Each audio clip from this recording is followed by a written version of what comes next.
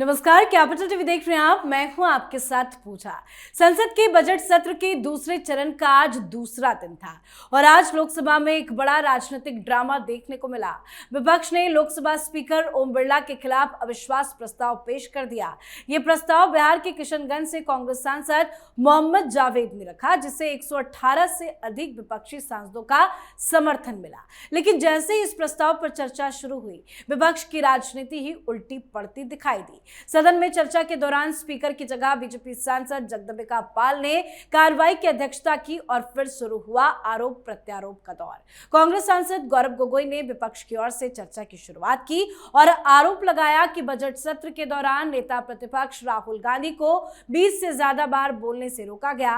लेकिन सबसे बड़ा सवाल यही खड़ा हो गया कि जिस मुद्दे पर इतनी बड़ी लड़ाई का दावा किया जा रहा था, उसी बहस के दौरान राहुल गांधी खुद सदन में मौजूद ही नहीं थे। जी हां, जब सदन में अविश्वास प्रस्ताव पर बहस चल रही थी, तब राहुल गांधी हरियाणा के सोनीपत में टहल रहे थे। अब सवाल उठ रहा है कि अगर मुद्दा इतना गंभीर था, तो विपक्ष के सबसे बड़े चेहरे ने बहस से दूरी क्यों बना ली। उधर सरकार ने विपक्ष के सारे आरोपों को सिरे से खारिज कर दिया। गृह मंत्री अमित शाह ने विपक्ष पर पलटवार करते हुए कहा कि संसद को बाधित करना विपक्ष की पुरानी आदत बन चुकी है। वहीं किरण रिजिजू ने तो विपक्ष की पूरी रणनीति पर ही बड़ा खुलासा कर दिया। किरण रिजिजू ने दावा किया कि विपक्ष के करीब 50 सांसद उनसे अलग से मिलकर कह चुके हैं कि वो ओम बिरला के खिलाफ अविश्वास प्रस्ताव के पक्ष में नहीं है, लेकिन पार्टी लाइन के दबाव में मजबूरी में खड़े हैं। तो कैसे विपक्ष फंसा है, आज इसी पे चर्चा करेंगे। मेरे साथ स्टूडियो में मौजूद हैं कैपिटल टीवी के editor in chief doctor Manish Kumar. Doctor साहब, बहुत बहुत स्वागत है आपका। धन्यवाद। आज कैसे संसद में विपक्ष फंस गया? देखिए, कहावत है जी, हम तो डूबेंगे तुमको भी ले डूबेंगे सनम। लेकिन यहां मसला थोड़ा सा बदला हुआ है। हम तो डूबेंगे, तुम सबको ले डूबेंगे, कोई नहीं बचेगा। Look at what is happening. इस प्रोसेस को समझना है कि दिन भर आज क्या हुआ और कल भी क्या होगा। आपने राहुल गांधी के लिए पूरे संसद को आपने हाईजैक कर लिया। ये आपने क्यों किया? राहुल गांधी को बोलने नहीं दिया जा रहा, राहुल गांधी का माइक बंद कर दिया जा रहा, राहुल गांधी ये तो राहुल गांधी वो, राहुल गांधी ने ये सवाल उठाया था, Rahul, it is all about him. मुझे एक बात समझ में नहीं आ रही है कि कांग्रेसियों की और गांधी परिवार के चमचों की ये मजबूरी तो हो सकती है। What is going on? Samajwadi party को क्या हुआ है? आप शर्म के मारे अखिलेश यादव नहीं आए, अखिलेश यादव ने भाषण नहीं दिया, राजीव राय जी को आगे कर दिया कि तुम ही चलो यार, इसको क्या इन सब लोगों के। अब वो भी खड़े हो रहे हैं, वो कह रहे हैं कि बहुत रिगार्ड है इनसे, ओम बिरला के खिलाफ लाना नहीं चाहते थे हम लोग। अरे भाई, लाना नहीं चाहते तो फिर क्यों कर रहे हो? एक पार्टी खड़ी है, महुआ मोइत्रा जिस तरीके से बोली, और चेयर में बैठे चेयरमैन को आप मार्शल बुला रहे हो, उसको डांट पड़ी। तो टीएमसी पे भी मैं आऊंगा अभी, क्योंकि पार्लियामेंट में इन लोगों ने तय कर लिया कि काम नहीं होने देना है। ये क्या है? ये बेकार की बहस है। आप स्पीकर को हटाना चाहते हो, आपके पास संख्या नहीं है, तो फिर क्यों? आप जो है चांद पे जाना चाहते हो, रॉकेट नहीं।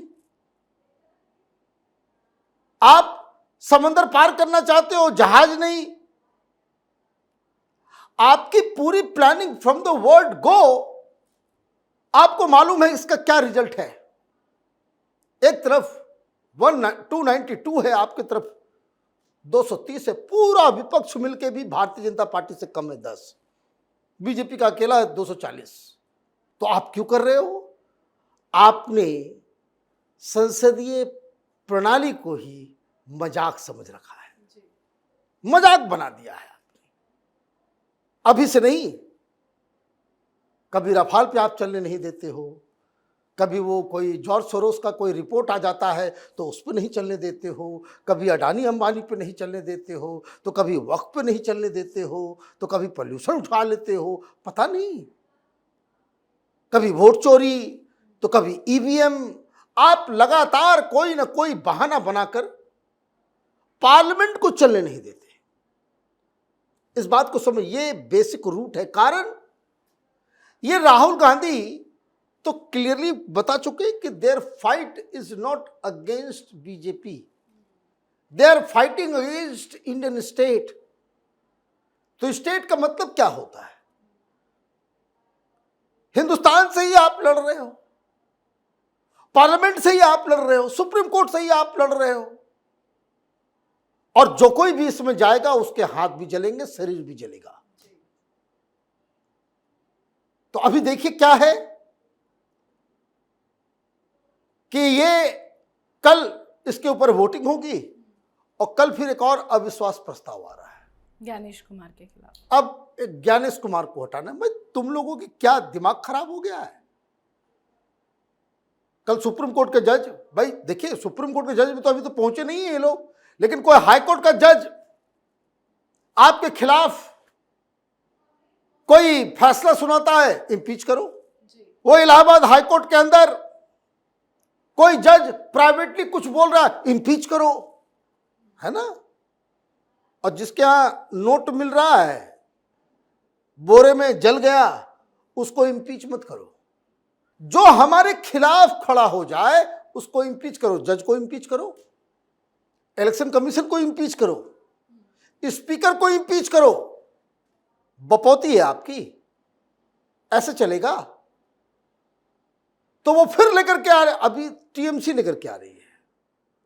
और आज खबर आई है, कांग्रेस के सूत्रों ने बता दिया कि राहुल गांधी ने कहा ना ना ना, यस राइट, ये ज्ञानेश कुमार को जो है ना उसको हटाना है, this is the right thing they are doing. बताया तो ये जा रहा है कि डील हुई है कुछ कांग्रेस और टीएमसी में कि पहले अविश्वास प्रस्ताव जो आया है ओम बिरला का, उसमें टीएमसी नहीं थी, बाद में वो इस वजह से मानी है कि नहीं ज्ञानेश कुमार के खिलाफ हम लेके आएंगे, तो आप सहमति दीजिए। तो भाई ये जूते खाएंगे, वो प्याज खाएगी, कहावत है ना, 100 जूते खाना और 100 प्याज खाना, ये दोनों संख्या है नहीं। इंपीचमेंट लेकर के आएंगे। आई डू नॉट अंडरस्टैंड ये क्या है। आप वहां चुनाव, यही चक्कर है।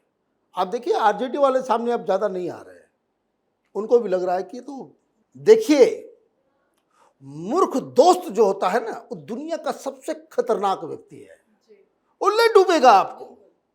अब आप यहां पे आए, क्या कर रहे हैं आप? गोगोई ने क्या किया? पार्लियामेंट और देश और पूरा मीडिया उसका समय आप राहुल गांधी की चटुकारिता में, हमारे राहुल गांधी ये बोलना चाह रहे थे, और उसमें बोलते बोलते भी गलती कर दी। आप देखिए कि किस तरीके से रिजिजू ने इनकी क्लास लगाई। अभी तो और भी है, अमित शाह कल जवाब देंगे। आप इसको कहते ना, आबेल मुझे मार। लेकिन ये जो किरण रिजिजू कह रहे हैं कि विपक्ष के कई सांसद आए हैं, उनसे कह रहे थे कि नहीं हम तो उनके पक्ष में हैं, लेकिन पार्टी लाइन से हटकर कोई फैसला नहीं सकते, मजबूरी है। देखिए बिल्कुल सही बात है, बिल्कुल सही बात है। पत्रकारों को भी बोल रहे हैं। आप ये देखिए कि जो पत्रकार भी, जो कांग्रेस के, जिनको लगता है, जो माने उसको तो फैंटेसाइज करते हैं कि एक दिन ऐसा आएगा राहुल गांधी प्रधानमंत्री बनेंगे तो फिर हम भी जो है प्रधानमंत्री के साथ जो है विदेश घूमने जाएंगे।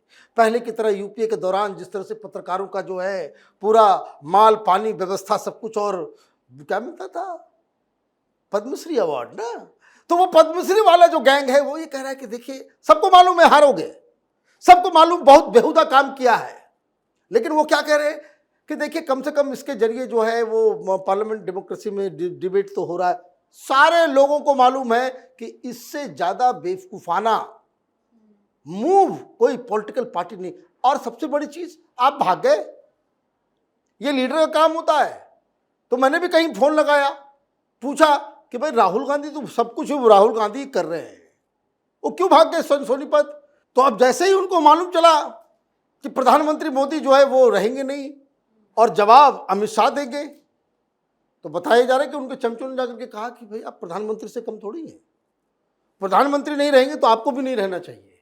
ये इस तरीके से राहुल गांधी के ईगो को जो है वो बूस्ट किया जाता है, और इसलिए वो चले गए, निकल गए।